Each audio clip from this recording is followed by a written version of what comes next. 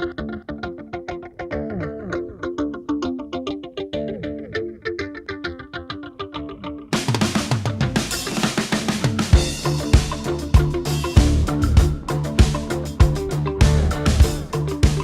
Neobuggy fans and readers and listeners and even watchers now.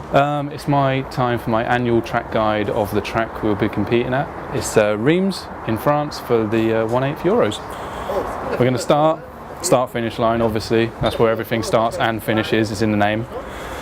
Down the straight, I try and hug as far left as I can coming down the straight, almost up into the dust at the end, because on this track it's notoriously kind of bad for understeer and you need your car to drift a little. So I try and give myself the biggest corner I can to get around the hairpin at the end. It's kind of wide hairpin.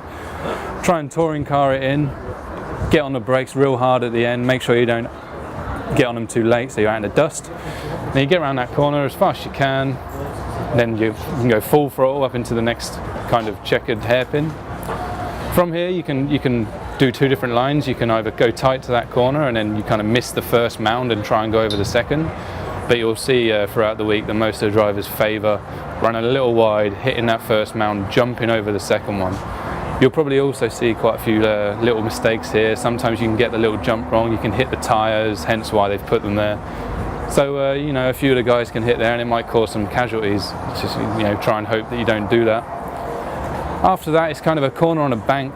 Considering this corner is going kind of away from you, you have a tendency to turn in a little early. It can also get a little bumpy there, so you can see they put the pipe up to stop you cutting the corner. So you go into there and nice and hard, try and use the bank to carry speed, and then come flying up to this big double in the middle. For the warm-up, this double kind of, the face of it changed quite a lot. Like it was a little bit higher in some places than others. Like you could hit it one lap and your car would go kind of 8 foot in the air, and you could hit it the next lap and it would only go 4 foot in the air. So you kind of got to learn where you can hit it there and try and carry as much speed and hit it as hard as you can. And then as soon as you land, you have a little double. I try and go quite slow over this. I don't mind landing on the top, because if you hit it too fast with the understeering track, like I said, you can be pushed wide and then badly set up for the next corner, which is quite crucial as well. So once you come over the double, you'll head up to this left-hander into a triple. Now, what you should be aiming to do is come in almost fully sideways and fully lit up before you even get the car straight again. Then once the car naturally straightens itself up, it's already carrying a lot of momentum on the tyres as such, so you get quite a good drive out and you can make the triple. Sometimes you'll see people, they might come a bit too tight, get on the power a little bit too late, not make the triple, case it, have to double in, you know, lose a little bit of time. But there's not much in it, but you know, we like to style it out, you know, as big as we can. So once we landed there, we're into another little hairpin. This one, the curb's quite built up, so you don't want to touch your inside tyre in there, because you'll be hitting into it, maybe spinning around, maybe even breaking an arm, you never know. Little mound into another right-hander.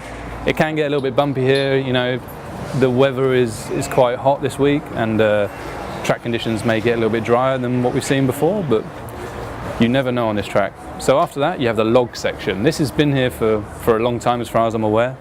Well, back in when Tortorici won 2005 Euros, it was still the same.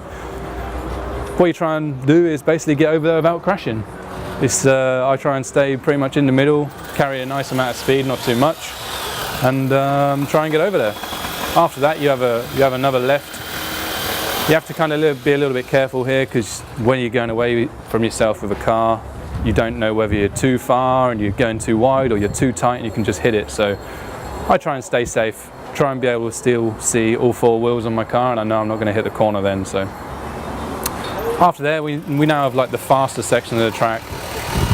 You come as fast as you can, basically full throttle up into the next right. It's kind of a long open hairpin, so you can come in hard, nail the brakes a little bit, get it a bit sideways, carry as much speed as you can into a real fast chicane up into the back section. It's a section that you really can't, you know, see where your car is that well, but you can kind of guess where it's going. You can go through there really fast. So, you know, once you've dialed yourself into that, it's quick lap times to be made there. There's a nice drilling going under us now, so it might get a little bit loud. After there, you go into the bank, right-hand side, into a triple double. You can carry a lot of speed off the bank, and maybe too much sometimes, into this triple double, and you can jump the triple a little bit long and land awkwardly.